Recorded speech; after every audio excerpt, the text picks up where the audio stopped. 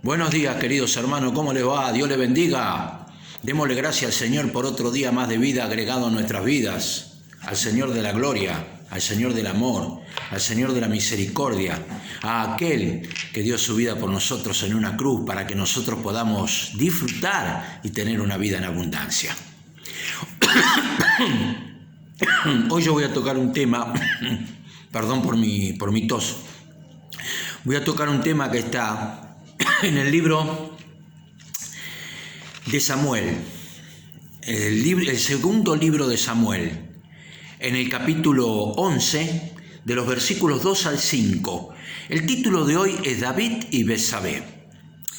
Vamos a ver qué es lo que aconteció con David y Betsabé en los tiempos en donde David se corrompió y cometió adulterio. Y sucedió un día que al caer la tarde, que se levantó David de su lecho y se paseaba sobre el terrado de la casa real, y vio desde el terrado a una mujer que se estaba bañando, la cual era muy hermosa.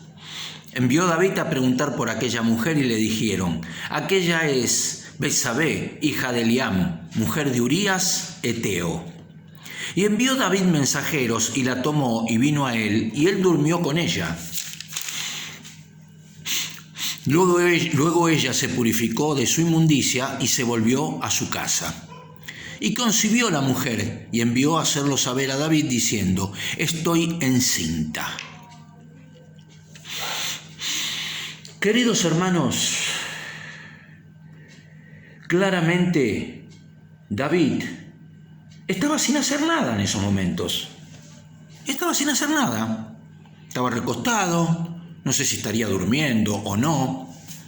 Entonces, como estaba aburrido, se levantó y fue a la terraza. Entonces, como estaba aburrido y su mente no estaba preocupado en otras cosas, vio una mujer que se estaba bañando.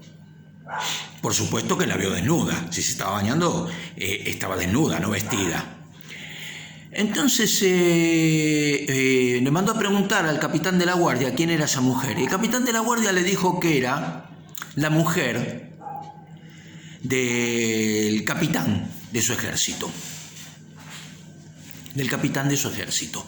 Entonces él la mandó llamar a ella, se acostó con ella, y la mujer terminó embarazada.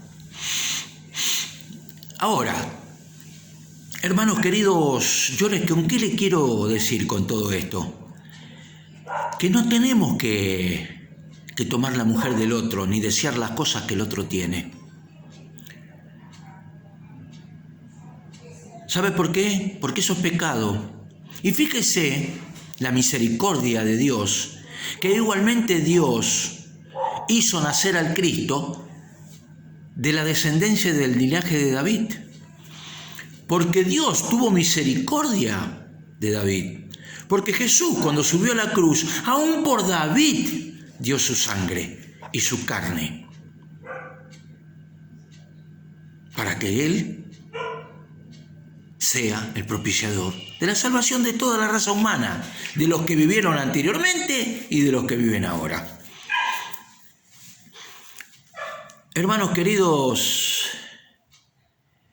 el desear la mujer del otro, el desear los bienes del otro, no nos lleva a ninguna o a ningún lado.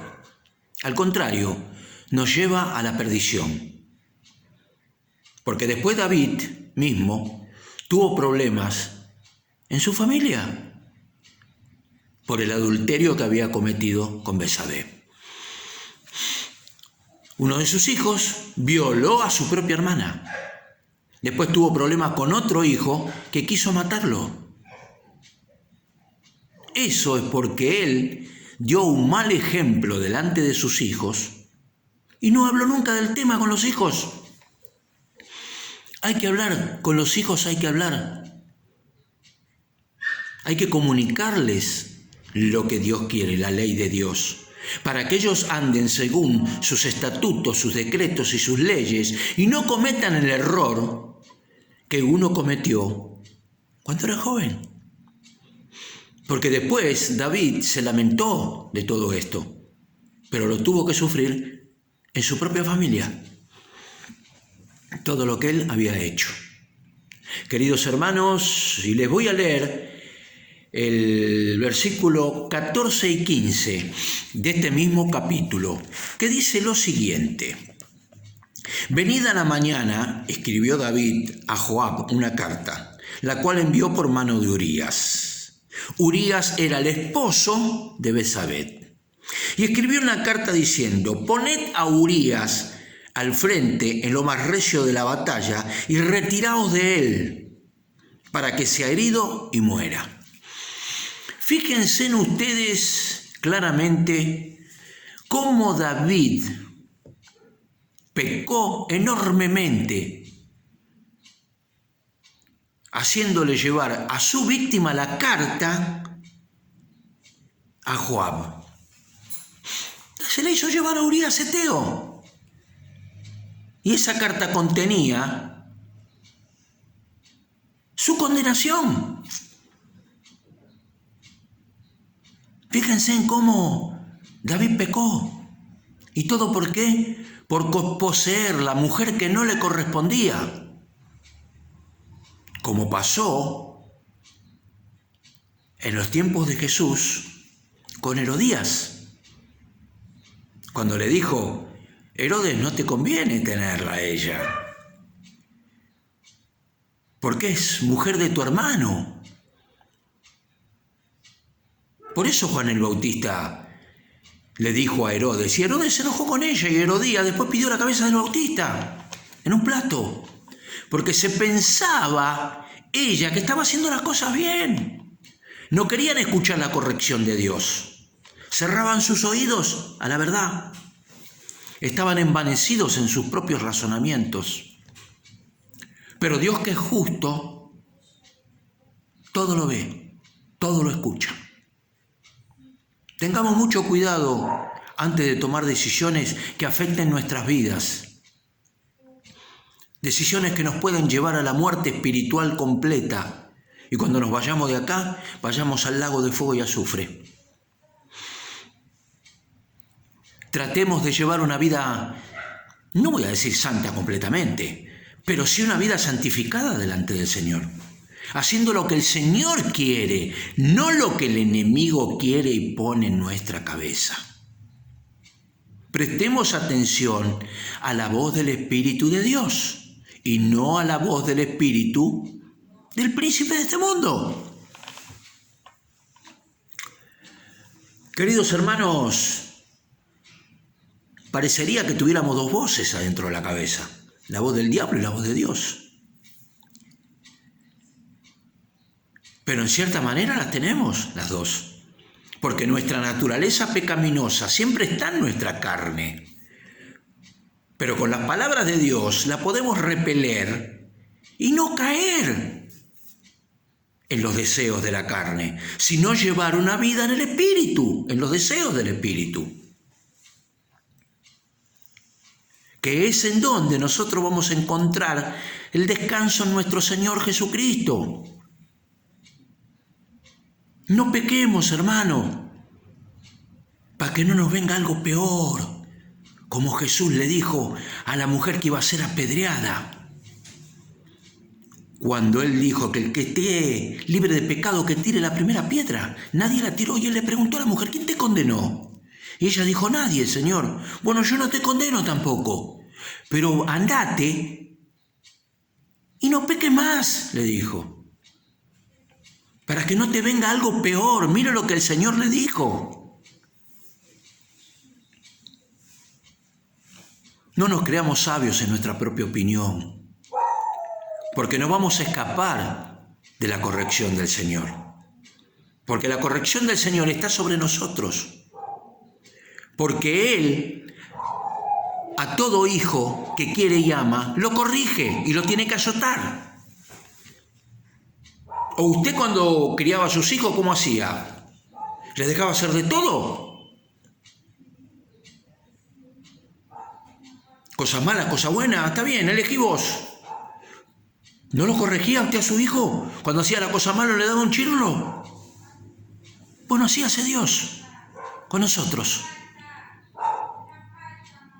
Por eso, hermanos queridos, fijémonos bien lo que hizo David. Y estamos hablando de David, de donde nació el Cristo, del linaje de él, nació Jesucristo.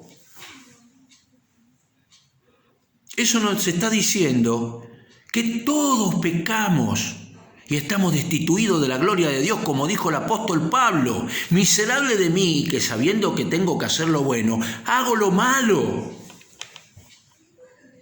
Pero tenemos a Jesucristo el justo juez que Dios puso por encima de nosotros para acercarnos a Él y pedirle perdón por nuestros pecados.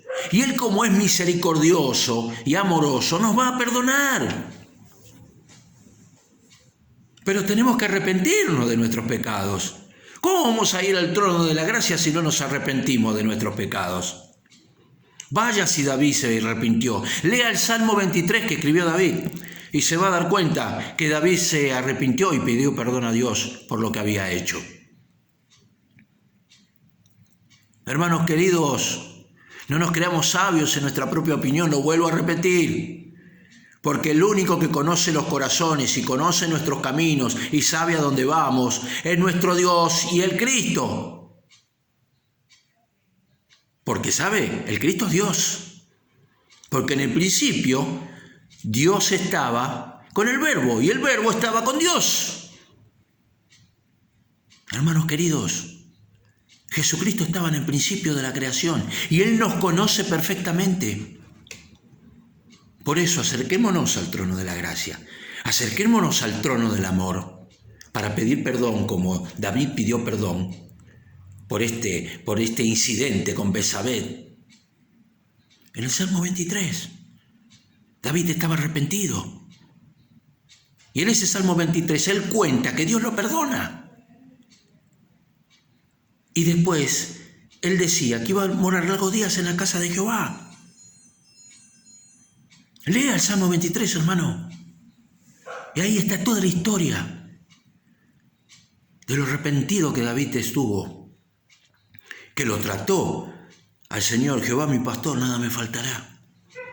Después que él le pidió perdón, él expresó su agradecimiento a través del Salmo 23. Seamos agradecidos con Dios, porque Él nos libra de todo pecado y de la ira venidera. Seamos dignos hijos del Altísimo, llevando la bandera de la salvación de nuestro Señor Jesucristo a las naciones. Llevemos su evangelio por todos los rincones de la tierra para que todo el que escuche el evangelio del Señor pueda transformar su corazón de piedra en uno de carne. Y adore, alabe, bendiga y ame al Señor de la gloria. A aquel que aún estando crucificado le dijo al que estaba a la derecha de él, que le pidió perdón: hoy mismo estará conmigo en el paraíso. Pídale perdón a Dios, entréguele su corazón y hoy mismo usted estará en el paraíso. En el paraíso de su amor, de su paz, de su misericordia, de su dominio propio, de su integridad. Porque contra esas cosas no hay ley en contra, hermano. Aproveche lo que Jesucristo le está ofreciendo. Aproveche lo que Dios a través de su Hijo le brinda. El Espíritu Santo de la promesa, que es el que lo guía a toda verdad, y la verdad lo hará libre. No hay otra manera, hermano. No hay otra manera. Fíjese que a lo último lo mandó a matar. Él no lo mató, David, en realidad, pero lo mandó al frente de la batalla para que perdiera la vida. En sentido figurado, él también participó en la muerte de Urías Eteo. No pequemos más, hermano. Y si pecamos, tenemos a Jesucristo el justo que nos perdona de toda maldad y nos limpia de todo pecado. Gracias por haberme escuchado y oramos por estas palabras. Señor, gracias por tu amor, por tu misericordia, por todas las cosas que nos das todos los días. Gracias porque tu amor y tu misericordia está sobre todos nosotros. Perdona nuestros pecados, papá. Venga a nosotros tu reino, hágase tu voluntad. Que perdonemos hasta 70 veces 7 al hermano que nos ofende. Porque no somos jueces nosotros para juzgar al hermano, sino que tenemos a Jesucristo el justo justo juez y justo abogado puesto por Dios para interceder por todos los seres humanos. Gracias, gracias, gracias eternas al Dios de la gloria, en el nombre de Jesús. Amén, amén y amén. Gloria a Dios. Dios le bendiga, hermano, que tenga muy buen día.